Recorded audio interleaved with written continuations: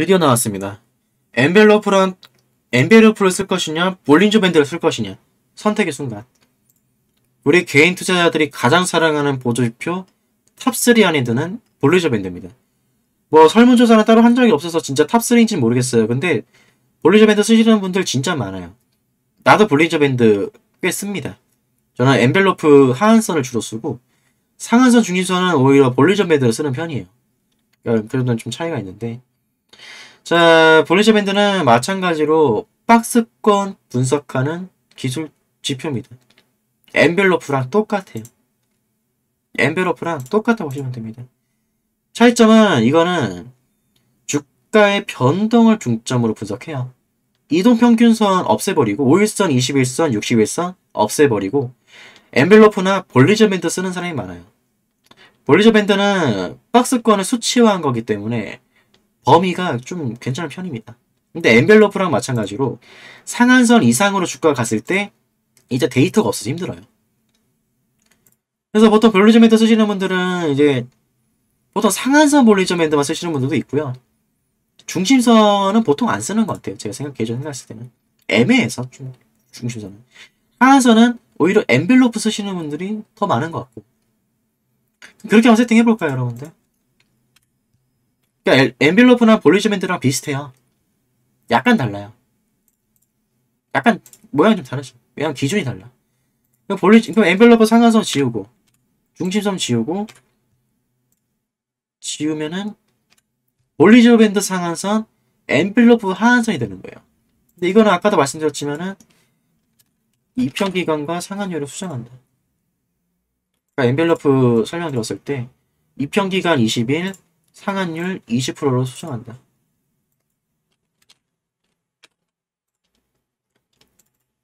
상한선은 그대로 두고. 자,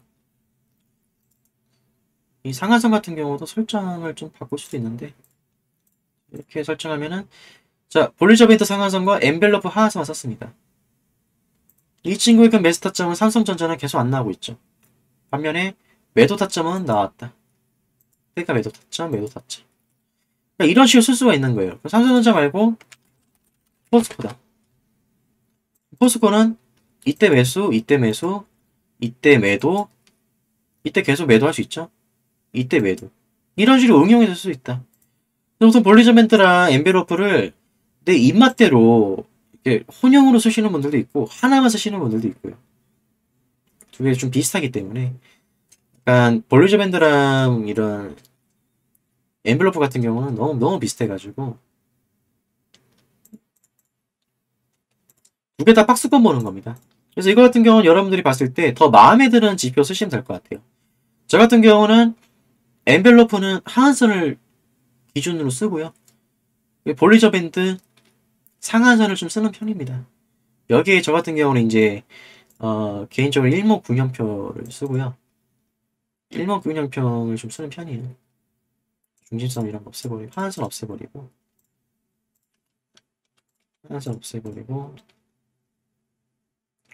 상한선도 볼린저 밴드랑 좀 겹치니까 없애고 일목균형표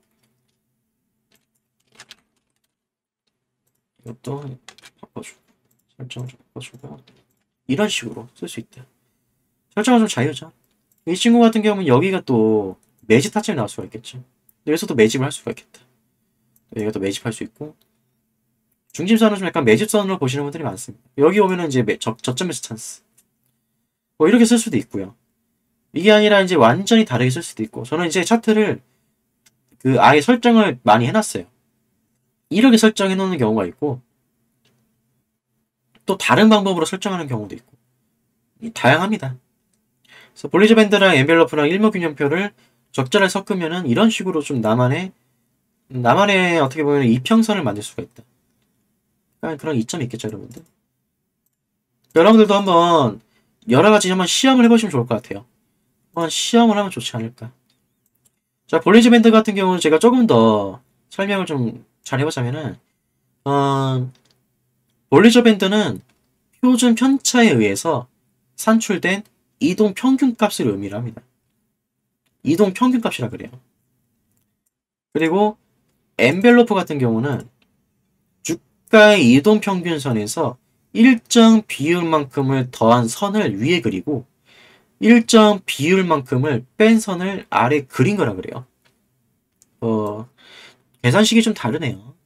말이 되게 어려운데 좀 계산식이 좀 어렵고, 그러니까 어떻게 보면 엔벨로프 같은 경우는 지지저항선을 돌파하느냐, 지지선이나 저항선을 돌파하거나 이탈하느냐, 이거를 좀 중점을 보기 위한 거고, 볼린저 밴드 같은 경우는 상한선 등락률에 대한 개념을 좀 보는 것 같아요. 그래서 주가가 상위 밴드, 상한선에 도달하면은 매도 시점, 반면에 볼린저 밴드 하한선에 도달하면은 매수 시점. 그렇게 이제 또 우리가 볼 수가 있는 거고. 그러니까 볼린저 밴드는 주가 등락률이 기준인 거고, 엔벨로프 같은 경우는 지지선과 저항선이 기준인 거죠. 그러니까 계산식이 다르게 비슷하죠. 이거는 이제 어떻게 보면 이제 여러분들이 경험을 좀 쌓으셔가지고 나한테 가장 어울리는 이평선 구조를 만드시면 좋을 것 같아요. 저는 뭐 이렇게 좀 짬뽕으로 쓰는 편이에요. 근데 엔벨로프만 써도 괜찮을 것 같기도 하고, 뭐 볼린저 밴드 하나만 써도 될 것 같기도 하고, 일몽균형표를 써도 될 것 같기도 하고, 이런 식으로 아예 일몽균형표를 이런 식으로 써도 될 것 같고, 이런 식으로 기준선, 저항선 이런 식으로 일몽균형표 이런 식으로 써도 될 것 같고, 이게 이제 얘가 저점, 이게 이제 보통 구름대라 그러는데, 구름대 같은 경우는 이제 매수세 의미하는 거고요. 이거는 이제 매도세, 구름 매도세. 보통 여기에 가까워지면은 매도를 해라, 약간 그런 말이 있어요. 파란색에 있으면은 매수를 해라, 그런 반대적 의미가 있는데, 이거는 뭐 그렇게 중요하지 않고, 여기 있으면 고점, 여기 있으면 저점, 여기랑 여기가 이제 전환선과 기준선, 이렇게 또 섞어서 쓸 수가 있는 거예요. 차트는 여러분들이 보기 나름인 것 같아요. 그래서 해답은 뭐다? 여러분들만의 무기를 만들자. 여러분들만의 차트 보는 방식을 만들자. 그 정도로 정리를 해볼 수가 있겠습니다. 이번에는 이제 엔벨로프에 이어서 볼린저 밴드였습니다. 다시 다 부활시키면 이렇게 또 이렇게 되는 거죠. 저는 하한선을 좀 굵게 쓰는 편이에요. 이런 식으로. 그냥 저점을 보는 게 가장 중요하니까, 주식에서는. 중심점을 아예 빼버리고, 저는. 헷갈려서. 보는 방식 차이겠죠? 여러분들도 여러분들만의 보는 방식을 한번 만들어 보자. 이렇게 개인적인 의견 드리고 싶습니다. 자, 오늘 영상은 여기까지입니다. 여러분들 고맙습니다. 고마워요. 또 이제 볼린저 밴드랑 같이 쓸 수 있는 게 이격도라는 게 있어요. 이격도 같은 경우는 수익률과 손실률에 대한 정보를 담은 거고요. 이격도는 이제 단순 이격도가 있는데, 뭐 좀 쉽게 설명드리자면은 주가와 이동평균선을 비교해 박스권 움직임을 분석하는 거예요. 5일선부터 60일선까지 있는데, 5일선과 10일선 100 기준으로 100보다 높으면 매도, 100보다 낮으면 매수, 21선은 106보다 높으면 매도, 98보다 낮으면 매수, 60일선은 110보다 높으면 매도, 98보다 낮으면 매수, 이렇게 나는데, 지금 21선만 볼게요. 이격도 21선만 기준으로 보면은 106보다 높으면 매도다. 그럼 이 친구는 뭐다? 106보다 높다고 그랬으니까 이 기준선을 106으로 한번 올려보죠. 106으로 올려보고, 기준선 100까지밖에 안 되네. 자, 106. 내가 선을 그으면 되지. 저는 기준선 100을 기준으로 둡니다. 참고로 저는 개인적으로는 그렇게 하고, 방법은 여러 가지다. 여기가 매도,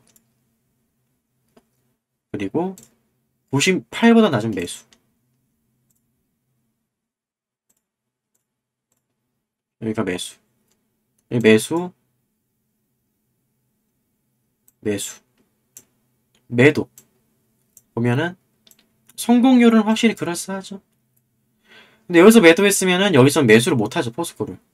그래서 이격도도 참고만 해야 된다. 그러니까 이런 식으로 우상향할 때는 보수 지표가 좀 애매해요, 사용하기가. 여긴 또 엔벨로프가 아니라 이제 볼린저 밴드구나.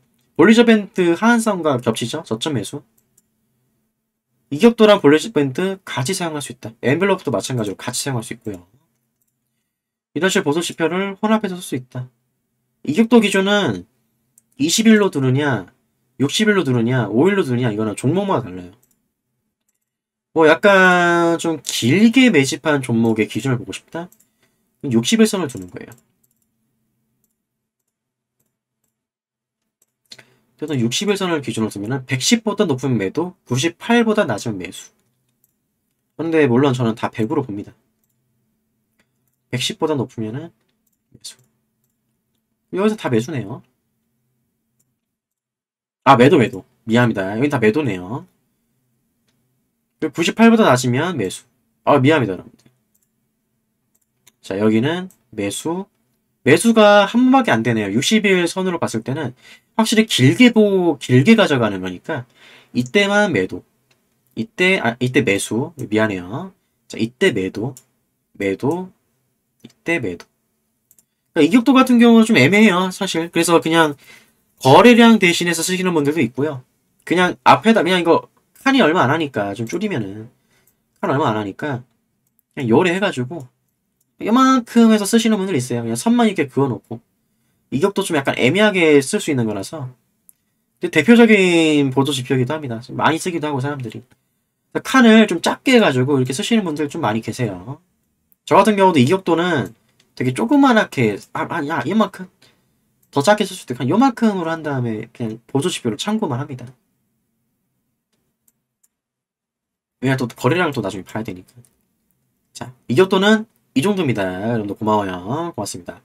매수매도 말을 좀 실수했는데 다시 정정해드리자면은 98보다 낮으면은 매수입니다. 신호가 110보다 높으면은 매도 신호고요. 어디까지나 신호예요. 신호는 의견이다. 제안이죠. 보조 지표가 나한테 의견을 주는 것이다. 이렇게 이해하시면 됩니다. 이 친구가 나한테 이때 신호 봤을 때 매수 신호 같은데요? 매도 신호 같은데요? 이렇게 의견을 주는 거다. 이렇게 생각하시면 될 것 같아요. 고맙습니다.